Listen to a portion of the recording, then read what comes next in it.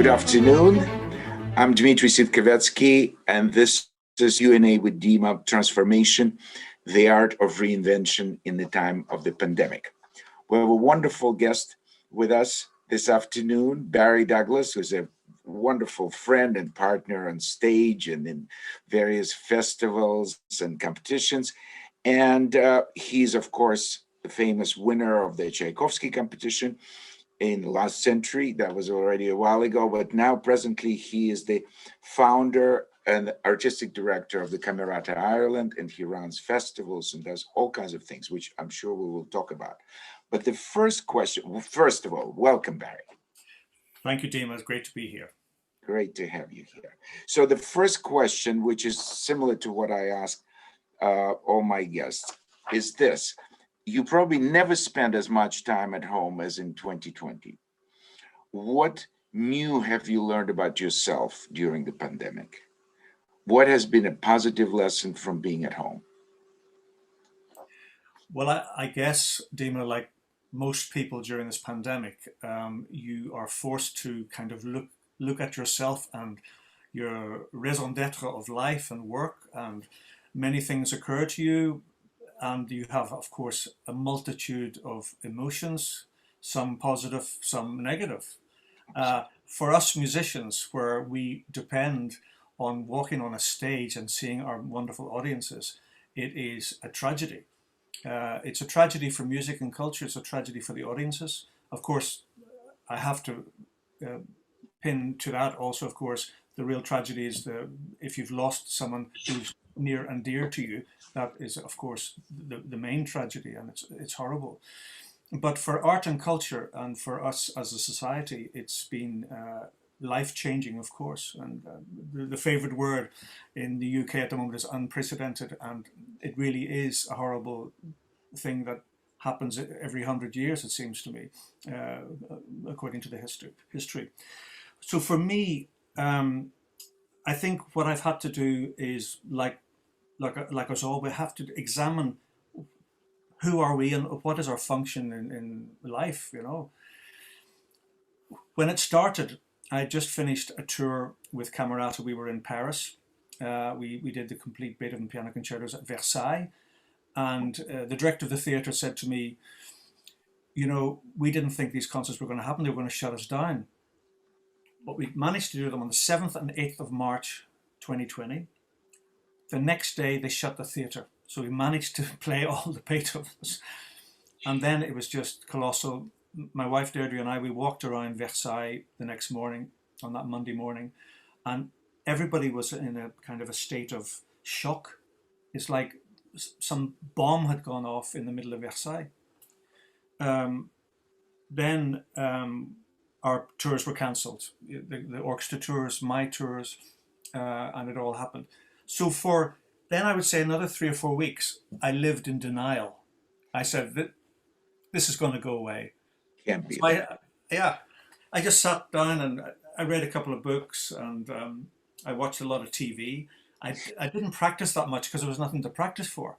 Exactly. And then I suddenly woke up beginning of April and I said, we have to go on. I got to start practicing. I got to start planning. Even if there are no concerts, I'm going to just pretend everything's going to go ahead. So it was that was a wrench for me. So it was that denial and then saying life has to go on. But, you know, life hasn't really happened. It hasn't come back yet, but hopefully soon. It's interesting how we all go through very similar, but in some ways, individually, it works differently, because as you know, I have this sort of my favorite hobby, which becomes sort of the parallel career as a transcriber. So I've just dived into transcription world and did for 2 months. I was completely absorbed. I didn't practice that much because, as you said, there was not much to practice for. And so that kept me going. And then some other things, and then learning how to do distant videos, for my chamber orchestra and all that. But after a while, the biggest adjustment for me, I don't know whether it's been for you, is how to change our mentality, which has been there for decades, when we all always knew what we're practicing for, what we're learning for, the short term, the long term. Our schedules were so defined. You know, you knew what you would be doing 6 months from now in the afternoon on the Monday you'd be getting on that plane, or yeah, none of that. And all the plans in 2 months, in 3 years, they're all theoretical. I have them on paper, and you have to erase them most of the time because it just keeps pushing. So the biggest, for me, I don't know how it's had, the biggest change for me that has been that I've managed finally to just stop planning far ahead, just 1 week at a time. I have my daily plan. I have things that I need to do every day in terms of practicing, studying scores, doing, Zooms, this and that, and also watching TV and so forth. There's a certain series, but you see one a day, not more, not binge and so forth. You sort of like reorganize your life. And after a while, you kind of get into that rhythm, and it's not the end of the world. It's not so tragic. You find your way to, I think it's by practice, because we're survivors. We just need to adapt. I don't know whether it worked for you like that or not. Have you changed your like daily routine and things like that? No, it's interesting you said that, Dima, because it has been exactly the same for me. I have made a new routine for me daily. And it starts in the morning where I get up early and I do maybe 2 hours of emails, check in with my orchestra. Then I do 45 minutes on the exercise bike. Then I go and lie on the bed and watch a bit of news. Then I get up properly and I start practicing until lunchtime. Then I do admin early afternoon, and then late afternoon my wife and I go for a very long walk. That was during when it was summertime, spring, summer, and the weather was fantastic in the UK and here in Ireland. Then we go for a drive, maybe we pick up some shopping, and then we binge. We don't do one episode, we do 4 episodes. And it's been like that for months now. Exactly. Where I differ with you, Dima, is I do the planning short term, and I do long-term planning, what I'm going to do in 12 months. I don't do anything in the middle. I don't plan for that in the middle. That's just a gaping chasm. And I'm really fond of making lists. I print them out and I put them on my piano, and it says what I have to do very soon or next year, whether it's a recording or a concert or something. And I keep to that. In the middle, it's all grey. And that's kind of how I survive. Very similar. I'm very fond of lists, and now I used to some years ago, maybe 10 years ago, I started actually writing down a diary, not long, but just sort of things that happen. Now it's gotten a little bit longer, so I write things down and I look, what am I supposed to do, and what, but sort of like here, in terms of long term, sometimes I just started learning for no reason at all, because not that I have it scheduled, but I would start learning, studying Eugene Onegin, Tchaikovsky, opera, because I might be conducting at the end of April, if everything's well and my orchestra finally comes back in the States, then Tchaikovsky Fourth. But I know Tchaikovsky Fourth, I've done it many times, but somehow to get into the world of Tchaikovsky, I'm having a wonderful time studying that. For no particular reason. It may be one day, but maybe not. I just love doing that. So let me go to the second question. Now, I heard, somebody says that I heard that hearing Emil Gilels live was one of the main reasons of you becoming a pianist. And what are the strongest musical influences in your musical life? Well, when I was 18, I moved from Ireland to London to study at the Royal College of Music. Northern Ireland at that time was in full conflict in 1978. Of course. And so there was nothing going on. I remember seeing once a performance of Rigoletto. It was at a cinema in downtown Belfast, the ABC, which doesn't exist anymore. I remember it. And there were 4 bomb scares during the performance. So that means the whole audience and cast, orchestra, everybody, out in the street 4 times. So can you imagine, the delay and the frustration and also the fear? Yeah. So finally, when we got out in the street the fourth time, the Duke of Mantua shouted to everybody, "I've had enough, I'm going to the pub." So that was when I arrived in London. After that kind of experience, London was like an Aladdin's cave. So I lived at the opera. I fell in love with opera, Covent Garden and the English National Opera at the Coliseum. But in the first week, I went to the Windsor Festival. I'm getting to Emil Gilels.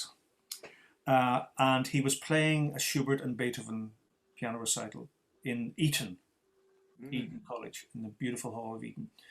And it was three Beethoven sonatas, opus 79, 81A, and 90, and then the six Momo Musico of Schubert. And I said, I've died and gone to heaven.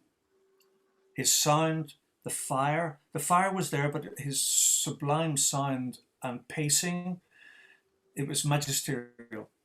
And I said, I'm going to follow this guy. I want to play like that. So I was 18 and very green and very naive, but he was really an amazing trigger for me. And then, of course, I went on to hear Richter later, and I heard and I met Richter.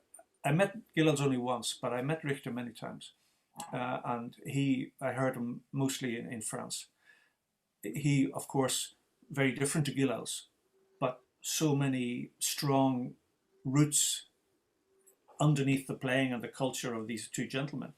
And so those two. Then I would also say, of course, Daniel Barenboim, I met him once or twice. And I think his genius as a pianist and conductor is, undisputed. He was a huge influence on me as well. And Radu Lupu. Those are the four pianists who have really influenced my playing, my sound, my musicality, and my whole way of looking at music in general. Oh, how interesting. I just noticed that actually 3 out of 4 studied with the same great teacher, Heinrich Neuhaus. I rather just caught the very end of it. He was just in Moscow, and Neuhaus took him into his class, but soon after he died. And then of course, he studied with Zemlyansky, with his wonderful assistant. But that's interesting. So that school gave such completely different, really legendary pianist, because for me, Radu is one of the most extraordinary pianists. Unfortunately, he now stopped playing and, not in good health. But the way each one, Gilels had that sound. And it's interesting because at the time, there was always this 2 camps. Richter's, completely devoted admirers, and there was this, and if they worshipped Richter, they did not particularly care for Gilels for whatever reason. I don't know why. And of course, there was this great rivalry, sort of made by the fans much more than even personally. But personally, there were some stories, and also because Neuhaus was so proud of getting 16-year-old Gilels, who was just like a young lion when he came to Moscow. I mean, I heard from people who heard him play at that all-union competition in the 30s, they said they never heard anything like this. And then Neuhaus was completely crazy about Richter, which sort of hurt Gilels, because he actually was instrumental in saving Neuhaus' life, most likely, because Neuhaus was, of course, of German extraction. And when the war started with Nazis and everything, there was a serious possibility of him being thrown into, the camps, and he probably wouldn't have survived. And Gilels was the favorite pianist of Stalin. And he asked him twice, because first time there was no reaction. Stalin just didn't, pretended he didn't hear it. But then the second time when he insisted, and hardly anybody asked Stalin anything twice, but he did. He was very determined to help his teacher, and he did ask him, and that was decisive. So Heinrich Neuhaus was spared. I So remember, Dima, you told me that same thing when we were in Moscow together. yeah, Um, I guess, what is it, 2019? We had yeah, when at the af- Tchaikovsky competition, yes, after the opening dinner, we were walking back to the hotel, and you told us this story, and it made a huge impression on me. I mean, it was really, very moving and very scary. yeah, Uh, Amazing that musicians can have a link to the main power, the main person who is running the country, and can make such a huge difference. enormous. And that was done and saved Neuhaus.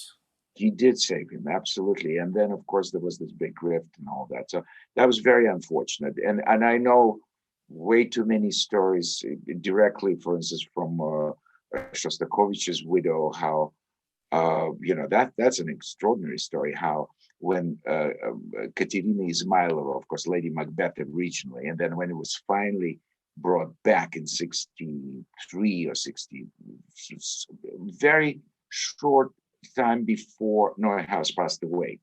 And she was telling me that she was coming to every performance at the Stanislavski Theater of Katerina Izmailova. So it's Lady Macbeth renamed and performed again after so many years from that whole story. And she always saw the same man, and she described Neuhaus, with an incredible mane of gray hair and with a cane. And he came to every performance.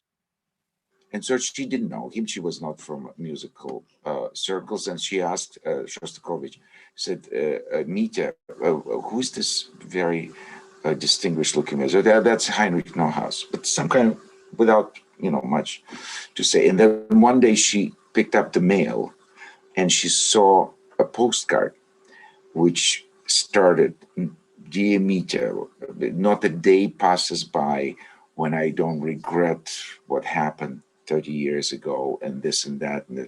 So she stopped reading.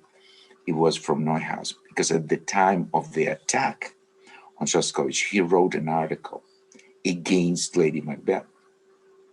Shostakovich, when he saw that postcard, he just saw that it was from Neuhaus, boom, into the bin. Didn't even read it.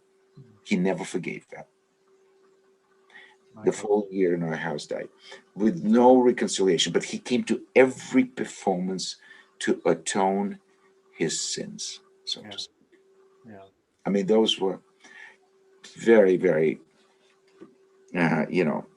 scary times, and really just, now we're talking about pandemic, but at least, unless you get, we lost a lot of people who died from it, but I mean, at least, we're not under. That's why for my generation who grew up in the Soviet Union and who were, under direct gaze and observation of the KGB and the party and all that. I mean, it's possible, it's easier to get over. Let's move on to you mentioned Tchaikovsky competition. So let's hear this. Was winning the Tchaikovsky competition in Moscow the most important point of your professional life? One has many important points, but winning this amazing competition was the most important point in almost every way. Of course, you'll know as an artist, you have other important points where you've mastered a particular work, or you come back to a particular piece of music and you feel more comfortable and you feel, oh my goodness, you feel you've climbed a new Mount Everest. But in terms of my career, and also in terms of opening up so many possibilities for me, and also an amazing feeling that I've achieved something, especially because of my admiration for Russian culture and Russian pianists, like we talked about. This was unsurpassed, this moment for me. And in 1986, so in the time of Glasnost and Gorbachev, Yeah. this I went with no expectation. And I played the first round and I just walked away. And this woman came up to me. She was one of the interpreters, but for the violin competition. Hmm. And she came up and she said, Mr. Douglas, can you get me a ticket for the final? I said, what are you talking about? I've just played the first round. She said, I saw your marks. You got the top marks in the first round of the piano.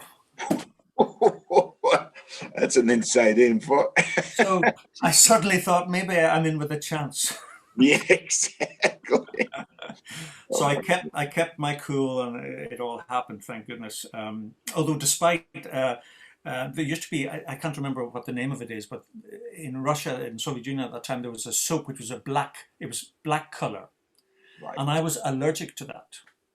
So my hands would swell up, and I had to go to the embassy. I went to the British embassy and I said, can you help me? Because I knew the ambassador.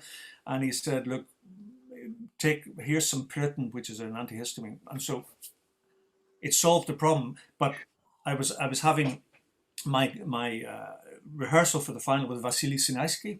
Oh, yeah. And I said, Vasily, I don't feel well. I've taken this Pritin. I'm so tired because it makes you so tired. Of course, antihistamine. And he said, don't worry. Let's do a little bit of Brahms one, a little bit of Tchaikovsky one, and then I went back to bed. And so that was fine. Then I played, and then they announced in those days, they announced first prize winner first. They didn't go from 12th, 11, 10. By elimination, yeah. We'd all just sat down. They said, first prize winner is Barry Douglas. What? So anyway, it was a wonderful moment, and the public, they've been so kind to me over all these years, and they remain really, really great friends, and I'm sure some of them will be listening because they've told me they're going to listen to this today, over the coming days. And so when I go to Moscow or St. Petersburg, but especially Moscow because of the competition, I feel I'm at home in Ireland. It's my second home. Yeah. So it was enormously important for me, and it opened the gates of the world to me, and I will forever be very grateful. Fantastic. And of course you keep very loyal. Every time you ask to be on the jury, you go. I know you've been many times already in the jury, but last time we were there together at the same time, and violin and piano now still, it happened at the same time and staying in the same hotel. So it's a great chance for us to visit. That's I never went on a jury until Maestro Gergiev asked me. Right, which was before 19, was in 15. I think you went to 2011. Or 11. You went to 11 and then 19. 15 and 19. I did 3. Oh, you did the last 3. I couldn't do all the ones in 15. I couldn't do all the rounds in 15 or in 2019. But in 2011, I did. I think I did all the rounds. And I remember there used to be a hotel. You'll know it, Hotel Intourist at the bottom of Gorky Street. Oh yeah. And then they demolished that and they built the Ritz-Carlton. Where we stayed. As you know, we did put the jury in the Ritz-Carlton, which is an absolutely beautiful hotel, no matter where it is in the world. And I remember that my prize in 1986 was 2,000 rubles. And it was really difficult because you couldn't take it out, you had to spend it. And it took me forever to spend that money in gum in the department store in the Red Square. So when I arrived in 2011 and I ordered a club sandwich and a glass of red wine, it was 2,000 rubles. I said, times have changed. Times definitely have changed. Yes. There's not 2,000 rubles. It's not that much money for, if you come from the West anyway. And that Ritz-Carlton hotel, I think the price of staying there for one day, for 2,000 rubles, as you said, maybe not even a club sandwich now. In 2011, yes. but no, it's totally different. There is a question that's come in now, which takes us in a different area, but just as interesting. Who are your favorite writers? Have they influenced your artistic output? Has the pandemic allowed you to read more, discover new authors? It's Caroline Coward. These are writers, not composers. Writers, yeah. I've actually explored more Irish writers this time. I've gone back to a lot of Seamus Heaney, who is one of our greatest poets, and other new writers, younger writers, especially when it was wonderful weather. and I would sit outside and read. And some people would bring me glasses of wine, which was wonderful. Because it was my birthday in April, and so I just sat there and people brought me stuff. It was wonderful. But I used to sit, I used to sit there and just enjoy reading. Now recently, I haven't read as much. I read a little bit of poetry most days, but I'm more, as I said earlier, trying to be really concentrated on my practice and my planning for what repertoire do I want to do. Now we have a mutual friend who's a cellist in Dallas, Texas. Of course, Andres. uh, who said to me once a few years ago that at a certain point he decides that he will never play a particular piece anymore. So he takes the score out to the backyard and he burns it. Yes. I thought, the Arpeggione Sonata, the Rococo Variations. That's it, been burned. We'll never play that ever again. Oh, that's... I quite like that. You like the idea? Well, you might go further. And one of your colleagues in France once had the grand piano dropped from helicopter into the lake. It's apparently it's a true story, except he never plays again. I don't know whether he kept his promise, but the piano was destroyed. I think that's taking it a little. For me, piece of music, whether it's printed or maybe thousands of millions of times, it's still something sacred, and if it has my particular, sort of imprint, I would never dream of. I'm always terrified how people they come in with their music with coffee stains, and all kinds of things. And oh God, how could you?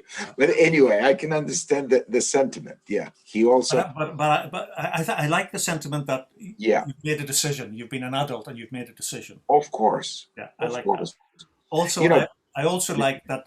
Speaking of coffee stains, I like that my scores now, as I've matured, there are no markings anymore. I like to see it completely blank. I just want to see the notes, no fingerings, no reminders of something. Yeah. I'm ridding my scores of all my rubbish. Interesting. Yeah, it's a different thing. But sometimes you take an old score which you marked, I don't know, 20, 30 years ago, and then it's sort of like looking at your fingerprint of a young man. The other day somebody found on and put on YouTube my old recording, live concert with Ashkenazi conducting Dvorak concerto, which was 91. I don't remember listening to it, but and I retired that concerto without burning the music. I still have the music, but I retired playing it a long time ago. And so it was a nice surprise to see how actually pretty well I used to play it. And I even took the part out and I said, oh, that's interesting. I didn't make that many notes, but the fingerings there, I couldn't play it like this now because it would require too much practicing now. Exactly. Let's move on to the ones that I've prepared. But that was an interesting question. And now, did you ever wish for your kids to follow your footsteps and become professional musicians? No, the answer is very simple. No, never. No, they never did. You know yourself. Your children. You want them to grow up, be happy, realize their dreams, and that's it. Whether it's music or anything else. Certainly, I wrote beside your questions little 8 memoirs, and I said, did you ever wish for your kids to follow? But not now. At the moment, I feel so dreadfully emotional about the young musicians who are either starting in the college and conservatoire now, or just about to graduate. Because what is there? I did this kind of webinar with the Royal College of Music a few months ago, and they had their students from all over the world because they weren't in London because of the pandemic. And that was the question that kept coming up. What do we do? What do we do? There's no opportunity. What are they going to do? Are they going to, they can't teach. They have to get a job, and then that's going to be virtually, as we all know. Yeah. Playing concerts, forget it. What is there for young musicians? That's a real shame at the moment, for young musicians. And So to answer your question, no, my children have gone on done their own stuff. Although one of my sons, Liam, is a rock guitarist. So, but I didn't wish that on him. He just picked decided. it himself. Yeah, he picked it himself, and that is actually leads me to another question. Maybe since you mentioned Liam, I was very pleasantly surprised to find now your new podcast, which you've been doing, and so you've started this. It's called Wirelessing, right? Wirelessing, and both of you do this. And he's a rock artist. And who came up with this idea, and how did it come about? It was in fact Liam's idea. I'd remembered watching, Sunday talk shows in the US, podcasts and stuff like that. So I knew roughly what a podcast was. Yeah. But Liam had this idea. He said, wouldn't it be interesting, because you're classical and I'm rock, why don't we just talk about it and just make a podcast? I said, sure. Really? Not realizing that, it needed a bit of preparation and stuff and equipment. We've got some mics and everything here. Great. And so, but it worked because it was natural, because Liam is in music and he studied classical as well, on the piano and singing. He was in a choir as well. And he's done classical guitar as well, but rock is, of course, mainly electric guitar. And so we just did it, and it kind of took off. So we've done one. The first one came out last Monday. Exactly. And there'll be one every fortnight. Wirelessing. Wirelessing is an Irish expression. Really? Yeah.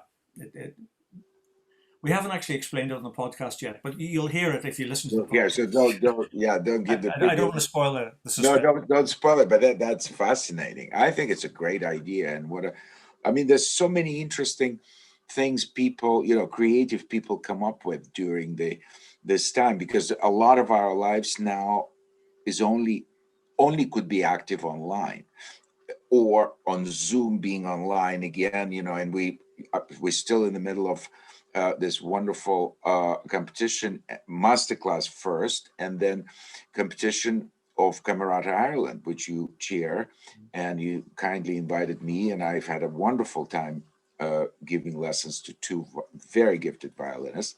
And so all of that is being active without leaving your home. We're in a lockdown, most countries, most European countries anyway, and but we still, they practice, they play. I try to, open new horizons for them. Of course, there's a big question where it all leads to, when the life returns to the new normal or whatever it is. And so tell me now, how was Camerata Ireland, how did it come into being? And what's I kind of know a little bit of this answer, but I'd like you to expand on that. How you started this orchestra, how it is run, and what's the purpose, and so forth. Well, as most people will know, there was a conflict in Ireland, and then it was resolved. There was a ceasefire, and they made an agreement called the Good Friday Agreement in 1998, Good Friday of 1998, April 1998. And the majority of people in the north of Ireland and the south of Ireland voted. It was in the 70% voted to ratify this agreement, to support this agreement, which ended the conflict. So I remembered people like Václav Havel and others who were artists. It's not that they achieved something, and certainly Daniel Barenboim with East-West Divan and everything like that. Where we can't make the piece, but we can comment and applaud the piece and support the new links. And I thought, we as an island of musicians, we should make an orchestra and do a couple of gala concerts, one in Belfast and one in Dublin. So we did that. End of April 1999, we founded the orchestra, we did 2 concerts. And for me, I thought that was it. It was just saying, well done, politicians, you've done something right for once. I commissioned a piece from a northern composer, Ian Wilson, from a southern composer, John Buckley, and I got them to try and interweave the themes so that even the two pieces of music were working together in harmony. But it took off, and Jean Kennedy Smith, who was the American ambassador in Ireland at that time, invited us the following year to come to Kennedy Center in Washington and play in her new festival, our Irish festival. And we got a rave review in the Washington Post, and so the orchestra started touring. So it all happened, you know, for a bunch of reasons. But what is at the heart of the orchestra is saying that Ireland can have cultural, artistic links, human links, even though we have this kind of border, which is an ephemeral border. And certainly post-Brexit, it's another kind of animal right now. Yeah. And let's make music together and see what happens.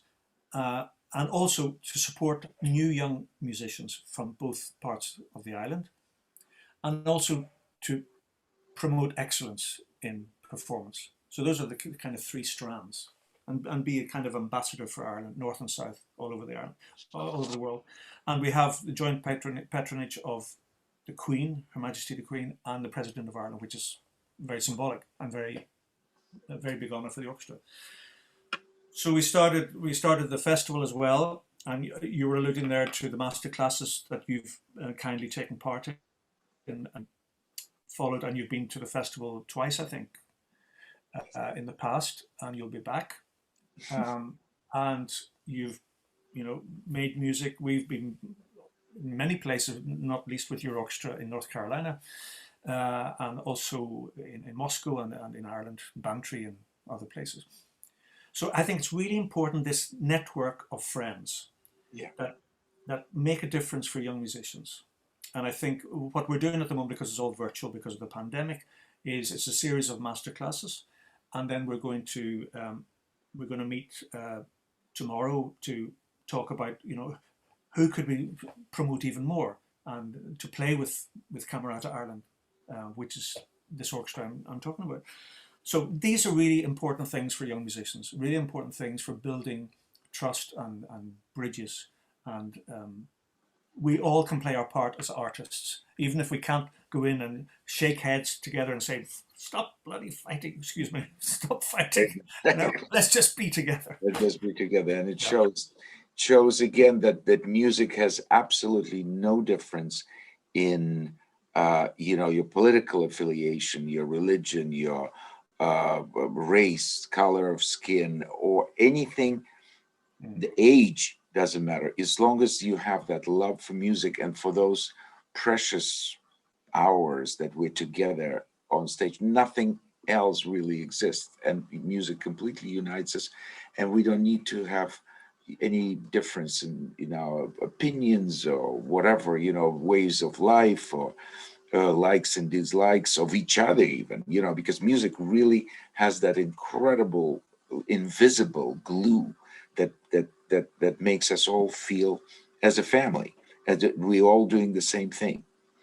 There is another question that's not on the list. So this is, what 21st century composers do you admire? And have you collaborated with any of them on pieces written for you? Certainly, first of all, I've played two premieres of Kevin Volans, who's a South African born but Irish composer. Irish composer, yeah. We did one of the proms, his third concerto, and the fourth concerto we did in Birmingham with the Birmingham Contemporary Music Group, and we'll be playing it again hopefully this year. I got to tell him, I don't think I've told him yet that we're going to do that. So Kevin Volans is a fabulous composer. He's written some amazing string quartets, and fabulous. We've commissioned, as I was saying earlier on, Ian Wilson is a fabulous Northern Ireland composer. Yes, and John Buckley.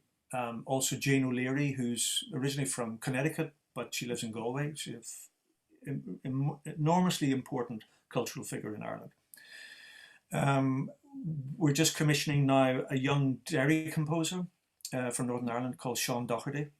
and he's going to write a piece for the Clandy Festival, which is 20 years old this year.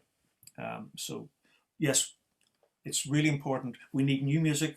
You know, if 200 years ago they hadn't been doing that, we wouldn't have had Chopin or Beethoven or whatever.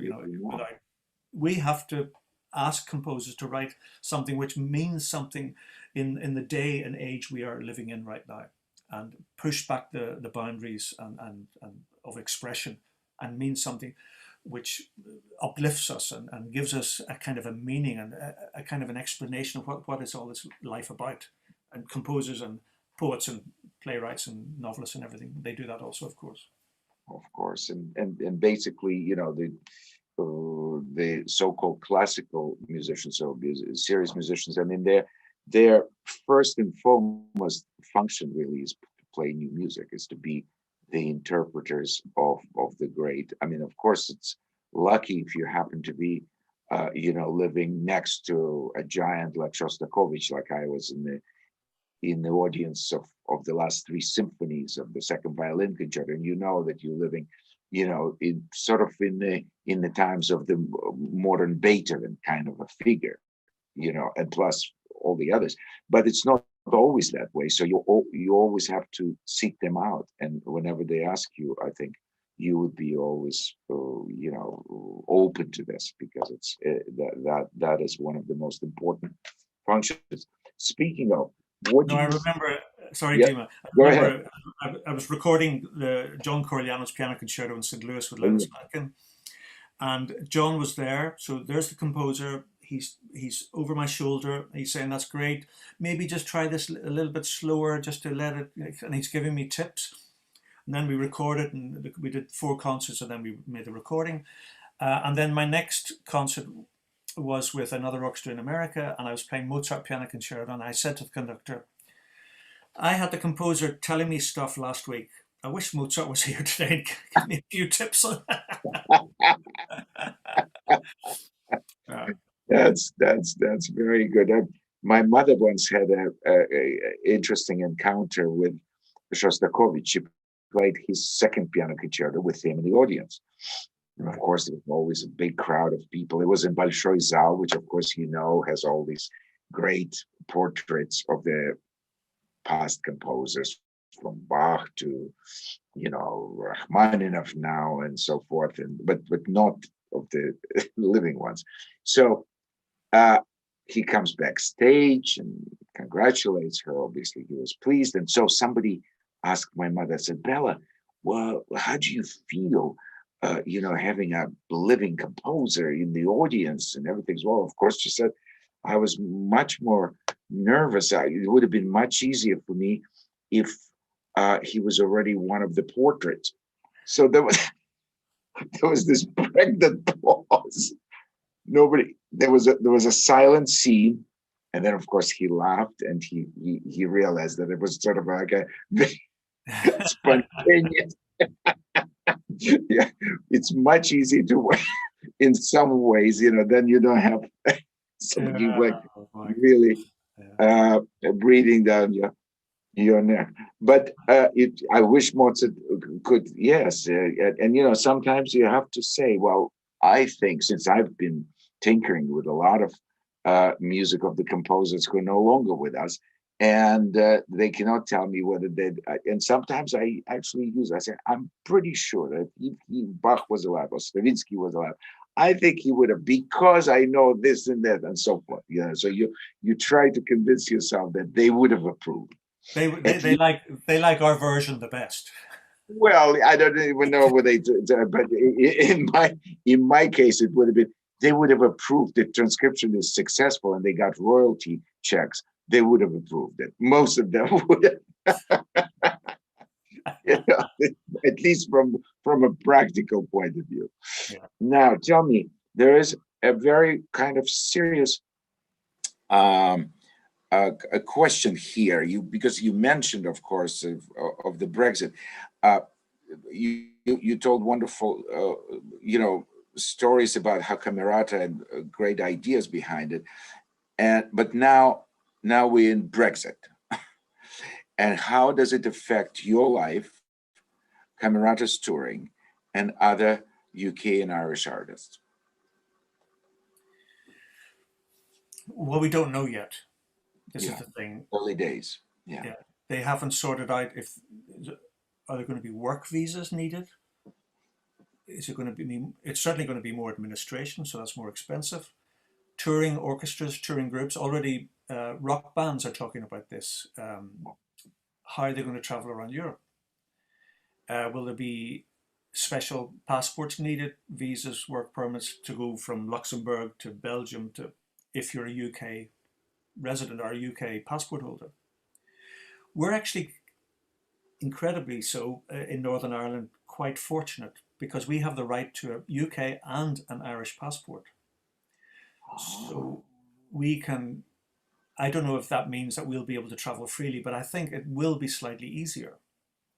Um, in the problem is, how do you move an orchestra around Europe if it's a British orchestra? I think that's going to be very, very difficult. And also in terms of just travel, because you constantly shuttle between Northern Ireland, where you have a home, and also Dublin. And I mean, in terms of checks, on is there borders again there, or at the moment it's just as it was before? Yeah, because this thing that they designed in the agreement, Yeah, in the withdrawal agreement called the Northern Ireland Protocol, which yeah, means that, first of all, there was 100 years ago this thing called a free travel area for the British Isles was right. created. That continues. Ingenious. That's good. So there is no border between Northern Ireland and the Republic of Ireland. Thank goodness. Thank you. There is, because of the Northern Ireland staying inside, let me get this right, maybe someone will correct me, but we're staying here in Northern Ireland inside the customs union, which means that the border between UK and EU will also mean between Great Britain and Northern Ireland, because Northern Ireland will adopt the same rules as the Republic of Ireland. So in customs terms, Northern Ireland is remaining aligned to the EU. To the EU. That's interesting. That's interesting. That certainly is puts it in a different category. Of course, you've lived for many years also in Paris, and one of the questions that you've lived in Paris for a number of years. How different is the musical life there compared to London or Moscow, New York, or Dublin, or any of the other cities that you know well? I mean, in the main capitals of the world, well, certainly in Europe and in the West, it's rather similar. Yeah. The main ticket item, the big ticket items are similar. But in France, I love that whether it's in the festivals or in the cities around the country, or certainly in Paris, there's an eclectic way of looking at music. So you might have a series of concerts just about one particular composer, one particular movement. They love these themes, and so that'll throw up all sorts of wonderful jewels of culture and performance, which you may not get in some of the major cities like London, New York. Very true. Moscow, of course, is completely different. You know yourself. It's a very intense way of presenting music. And when you look at the posters outside the conservatory or outside the Tchaikovsky Hall or House of Music, it's a very intense, it's performer driven. It's not so much repertoire, it's performer driven, whether it's an orchestra or a soloist or a conductor. And it's a brilliant way of promoting classical music, because the audience, they have their favorites and they go to that, and they will never ever give up unless the performer suddenly does something wrong. But in general, they will follow they are deeply committed fans, and I think that's wonderful too. Yeah. But it is different in France. You mentioned, because I'm a big movie fan, and the capital of movies, which are majorities in English, much more than in French, but the capital of the movies is actually Paris. It has more movie theaters in original language as well as dubbed or with subtitles is Paris, because there at any given moment you could have a retrospective of Woody Allen films or Scorsese films or this or some obscure ones and this and that. And I think that's a wonderful sort of the boutique idea. Boutique is a French word, so I think it very much appeals. And also, I think I found, because I have many friends among French musicians, they could actually, well, in good old years, now we're only talking about the life we used to have, but in the previous life of ours, there's some French musicians could play a good 100 concerts just in France. There were that many presenters, cities. It's a big land, it's a beautiful, probably the most beautiful part of Europe, but not only visually, but it had a lot of concert series, and there was some French artists that were just busy there. Now they crossed the border. Some of them were completely unknown in Germany or even in Italy, which is so close. But France had a very, very active musical life anyway. Do you agree with that? I totally agree. I mean, even just going to the idea of the summer festival, and summer festivals all over Europe and America and everywhere, that's fine. But in France, it's a particular kind of concentration. It's a particular kind of attitude to summer festivals, because it's not just about the music. I mean, if you go to Avignon, Montpellier, or Tours, or any of these big festivals, it's not that you're in a big festival. You're in a locale.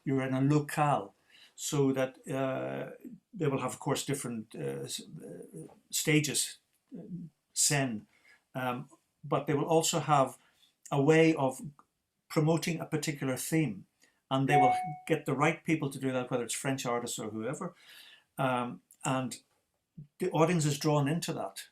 It's that kind of concentration and that kind of inquisitiveness that the French have, which is fascinating. And they will debate endlessly about a particular composer or a movement or a culture or something. And because the French are very intellectual. Even if, it's a normal person, in inverted commas, who's not an intellectual, they think intellectually. And I think it's fascinating when you go to especially summer festivals, where the place becomes part of the performance. Even the weather or something becomes part of the performance. I mean, they have that amazing way of grasping all the different aspects of an event, and making it all work together. It's really quite uncanny, and I don't see that in any other country. I think France is particularly special. It's this whole sort of the art of joie de vivre, where all of those things, the nature, the weather, the food, the drinks, the wine, and music, and it depends very much on where it is, and so they associate. It's a wonderful thing, and many great artists have been very attracted to that. You remember Richter used to have a festival in Tours, of course. It was a mill, but he loved, and he would also call. You probably know him well, René Martin, who runs a piano festival and also does all this crazy La Four Journée, and he would call him in his last couple of decades of his life. He would call him up 2 weeks before the tour he wanted to have. He said, "René, I have this program now. Could you organize? In 2 weeks I could be in France, and we could go. It doesn't matter whether it's paid or not. The smaller places, the better." And René organized those. He played in tiny little places, and they would move the Yamaha piano with him, with the piano tuner, and they would play. It's a fantastic alternative concert lifestyle. It really made a big impression on me when René was sort of explaining how he used to do it. And he said, "I don't know, in 2 years, how do I know if I'd be in good shape to play Saint-Saëns concerto or this concerto? Now I know I have this program. I'm ready to play now." He could never understand how, it's planned. Well, maybe this will change with this pandemic. These days, they say, listen, the local artists, a lot of them, they get a lot of cancellations of artists like you and me. I know a whole month of Japan, all my concerts been canceled for me, but they were going on with Japanese musicians. So they have a chance to prepare quickly and do, maybe some programs been changed. So maybe this is one way of reinventing our business. Maybe Richter was the pioneer in this, and maybe he had the right idea. The pop-up concert. He put pop-up concerts. I mean, literally, how could you arrange a tour in 2 weeks? But he did. He did. He gave them 2 to 3 weeks, and they went. And Rene drove the truck with the piano, and Richter came along, and the smaller it was, the better. It's fascinating. Yeah. Now coming back just for one of the last questions, but very important. What do you think? Because you mentioned how devastating it's been for young musicians, and this pandemic. What do you think is the best way now for the young performers to be heard and noticed today? Is it still competitions, auditions, or now more online material like website, YouTube, etc.? It's a very important question and a very difficult question to answer. I mean, I think all of those old traditional ways of starting a career will continue, and some do work, and some will work less effectively. I think the main answer to this question should be, as it always has been, if someone has something to say, which is individual, eventually it will out. It will be out. And because people are not stupid, audiences are not stupid. When when someone says something, when you're watching a movie or you're watching an interview and someone says something which strikes a chord with you, you get a lump in your throat and you're moved, you may even shed a tear. That's what it's about. When you hear someone move you, they can have the best technique in the world, they can look amazing, but if they don't move you, it's not going to work. So I think it's a slow, it's not a fast start to a career, but if someone says something which moves you and moves many people, then people will want to hear them again and again. And I think that will remain. I guess the other side to your question is, how can one move an audience if there are no concerts? Yeah. We just have to wait, for this dreadful thing to go. And maybe, and I'm not a scientist, but maybe we have to think about our food production and how we look at nature in general and the climate, and get back to respecting this wonderful planet that we live on. And so this terrible way of making food and battery chickens and God knows what, all of these things will have to change. It cannot be profit driven anymore. It has to be nature driven. And then we will have less of these viruses. That's what my understanding is of what the scientists have been saying. We have to really think about revolutionizing everything, and where profit is not the key motivation. Well, I think that's a very, very important issue you raised, and if nothing else, this virus and this pandemic certainly is nature's way of giving us a serious warning that we've been taking it for granted, and we've been taking advantage of it, and not really caring about, it's just career, profit, success, money, and all of those things become absolutely meaningless when you have people who are sick and desolate and don't have a chance to practice their skills, or have no chance of their voice as performers or as composers. And next week I have a first composer coming to the program, Alexander Raskatov. I'm really looking forward, because that's a whole other. On one hand, the composers could use this time just to compose, but whether there will be performed and how, and all their problems are no less than ours. So it's a big challenge for all of us. But I think it's been a wonderful time talking to you, Barry, because you're always so much more than just a fabulous musician. You do care deeply about people around you, not only your family, but also young musicians, your country, your culture, and you're a great ambassador of Ireland, of music, of our profession. So it's been really a wonderful, wonderful time. Thank you so much for spending an hour with me and with your fans out there. And I hope we see each other. I know we'll see each other on Zoom tomorrow to discuss the so it's not going to be that long. But in terms of, I can't wait to see you for real, and also to be able to just take the violin and you sit at the piano and we just do some music, and that will be something that we both love and treasure. So thank you so. I have it in my head. The first thing we're going to do, we're going to play the Tchaikovsky trio together. Absolutely, absolutely. Which will absorb the whole gamut of emotions that we've been going, and then some. Thanks so much, Barry. Really, it's been a wonderful, wonderful time. And see you before too long when it's all over. It's a real pleasure. All the best to you. Stay safe. Absolutely. You too.